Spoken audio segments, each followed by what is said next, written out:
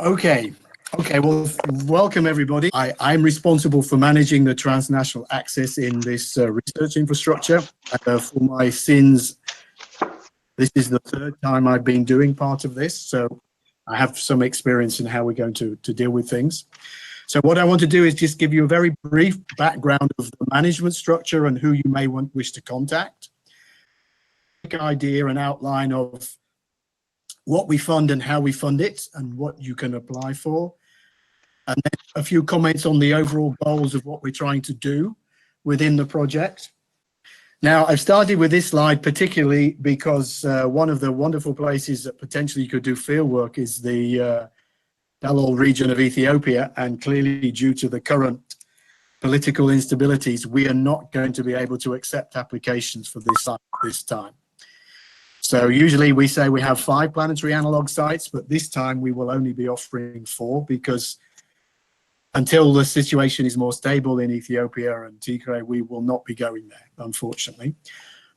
But there will be 4 other field sites you can apply for. And there are 24 planetary simulation laboratories or analytical laboratories in Europe that you can apply to visit. So in a minute, you will be hearing from this attractive young man here is John Merrison, who you heard speaking, and he will be talking a little bit later on. And this is the laboratory in Zurich, where you have high precision mass spectrometry, for example. So things that you need to know. I mean, I'm the overall coordinator, and if for any reason I'm indisposed, Sarah Russell at the Natural History Museum will be stepping in. Barbara Cavallazzi, who you'll hear from later, will be taking responsibility for some of the field sites, and John Merrison is also aiding with all the TA laboratory facilities. And there are 2 other names that are important. Here in Amsterdam, we have a support office that's in charge of that is Fen Bosser, who's upstairs at the moment, but she will be keeping records, and if there's any administrative questions, she will be the person to contact for that. You'll hear later that we have a peer review system that is run by the European Science Foundation, and Jonas will be the person responsible for this, and he's also the person who was putting out the call and things like that. So somebody else that you may come across, and you are welcome to send questions, particularly about problems with submitting applications. You should contact Jonas. So the overall goal of the project is to host 240, 250 visits from people to come and use some of the lab facilities. Now, it's vital that everybody understands that transnational access means that you have to cross borders. You cannot apply to do work in your own country. Now, you can be, okay, let's use me as an example. I'm British, but I'm based in the Netherlands, so I can actually apply to go and do analysis in the UK if I wish, because that's crossing the border, because currently I'm based in the Netherlands. So that's the important thing. It doesn't matter about your nationality, it's where you're working and where you're based. But you must cross a border to be able to apply. Something else that's also important to know, that people outside the European Union are allowed to apply. So up to about 20% of the funding can be for international partners. Japan, China, America, etc. could apply, and 1 in 5 is the amount of funding we're allowed to commit. Something that perhaps we don't make enough of on the website is that anybody is allowed to apply. This means technical staff can come and work out how machines work, PhDs, postdocs, master's students, any level once you have a degree is allowed to apply. But one thing that is important is that you must do this anonymously. And the reason we do this is so that we are not influencing the review committee, who maybe, let's say I apply, perhaps some of my friends are on the committee. They cannot possibly favor me because they don't know who's applying. So you must not put your name in the actual science part of the proposal. In the application, you give your name and details, but that is not given to the review panel. So it's important that the science section is anonymous.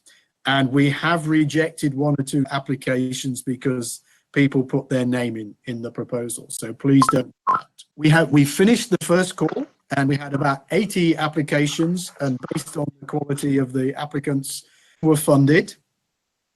Now, funding means that all your costs are covered. So let's use me again as an example. Let's say I'm going to my travel to the UK is covered. My hotel, my food costs, etc., while I'm there are all covered, and the costs for the laboratories are covered by the grant. So this should cost you no money at all. That is the plan. That is how it's designed to be. So taxis, buses to the train station, buses to the airport, whatever, that's all covered. So it should cost you nothing to do this work.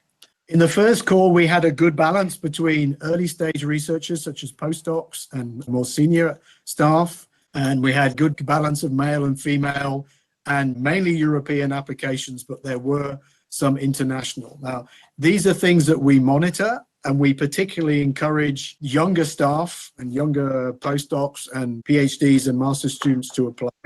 And we are particularly encouraging what was called the underrepresented states, the former Eastern European places like that. We're putting lots of effort into trying to encourage more people from these areas to apply, rather than just people from Northwest Europe, which tended to be the case 10 or 15 years ago. Now, when your proposal is submitted, and we'll talk more about that later, or other people will do that, the application is independently processed by the management of the European Science Foundation. So even though I'm chair of the committee of the Transnational Access, I don't have any input into the review process, and nobody in any of the TA institutions can influence the peer review process. So it should be A, totally anonymous, and B, none of us should have any input. But we found that some proposals working more on a planetary science basis, they tended to try and sell themselves as planetary science, and they rather got marked down because the planetary science relevance wasn't very strong, and therefore they ended up not being funded. So we've specifically stressed that Earth is a planet, and so if you have an Earth science-based project, you should stress how that relates to the evolution of the Earth rather than the evolution of all terrestrial planets. I mean, there may be some relevance, but don't over push that. Don't make a weak link very important, because you could be marked down upon that. Say is that we agree that any subject is possible, and Botswana is a very good example. Somebody wanted to discuss suburb trees that you find in this part of the world, so it was a pure biological proposal. It was admissible, it could be funded. It wasn't funded because the review panel didn't like some of the science, but there's no reason that a project unrelated to Earth and planetary science shouldn't be funded. We have agreed that something in the order of 10% of the funds could go to any subjects whatsoever. Something else to mention, if you previously applied for funding, you're allowed to fund again. If your project was turned down, you can put it in again. If you've been funded previously, that is also possible to apply again. But we do have a limit that you can only apply for one proposal per transnational access subject. So you can do one fieldwork application or one lab application. You cannot put in more than two. And if you are very successful in the first and the second calls, we have a limit to the number of applications you can make in total. But that does not yet apply. That would only apply for later on if you've been very successful. Okay, so as I've already mentioned, we've given specific advice to the review panels regarding which disciplines are not acceptable, and essentially everything is acceptable. And at the end of the process, you'll be given a very limited feedback. If your proposal is unsuccessful, you'll be given some feedback as to why the panel didn't mark it high enough to be funded. It doesn't mean that your proposal was necessarily bad. It just means that some of the other proposals were considered stronger. Now, something new for this call is that 11 laboratory facilities in South Korea have been added to the call, and that I will group them into two major subtypes. And there are 4 instrumentations which are related to sort of focused ion beams, things like transmission electron microscopes, very high resolution SEMs and things like that. So in terms of imaging small material at a nanometer level, that is something that's possible. And there are 7 sort of more geochemical geochronology facilities that slightly overlap with things that are offered in Nancy, the VU, and ETH in Zurich. But many of the options are complementary, and many of the labs in Europe can only host 2 or 3 visitors at a time. So this gives us a lot more feasibility to visit these things. Now, initially, there will be in the order of 4 or 5 positions available to go to Korea. So this is in addition to the 60 that we've already mentioned. And the funding for these visits will be slightly different in that Europlanet will pay for you to get to Korea. And when you're in Korea, the Korean partners will actually pay your accommodation and cover the cost of the equipment. Equally, Korean researchers will be coming to Europe, and therefore we will be covering their costs when they're here. So we have some reciprocal agreement in that area. So at the beginning, I implied that there were 29 facilities you could apply for, but actually there are 40 facilities that you can potentially apply for. Okay, so the current call is open. It closes on the 6th of January, and I think it was 12 o'clock Central European time, but I have to check that. It's on the website. But I'm going to stress now, there are no exceptions. If you are late, you're late. And we do not open the call again. You are not allowed to apply late. And if you apply late, it's unfortunate, but you will not have your proposal reviewed. And there are no exceptions to this because we just cannot cope in the automated system. And also we want to teach everybody a deadline means it's a deadline. And the reason for this is because we want to turn everything round as quickly as possible so people can start to do projects as early as in the year as is feasible. If you are offered a position and you take the visit, you are committed to deliver a short report about your visit, which is on the order of 1 to 2 pages. It's nothing onerous, but you will find most places won't pay your expenses until you deliver that report. There's one other important aspect. You need to cover or make sure your university covers your health and travel insurance. It's your responsibility to do that. We cover you here in the laboratories and make sure you're safe, but in terms of traveling and getting here and also just sort of personal insurance if you get sick, that's something that the host laboratories cover. If you are given an award, you get a letter telling you what you're allowed to do. Only other thing I wish to stress is that we would like you to keep us informed of your visits, contact the group here so that potentially we can put the press onto you and maybe send out press releases saying that somebody's going to do some interesting analyses in this case in Grenoble because you're trying to understand how a comet is working.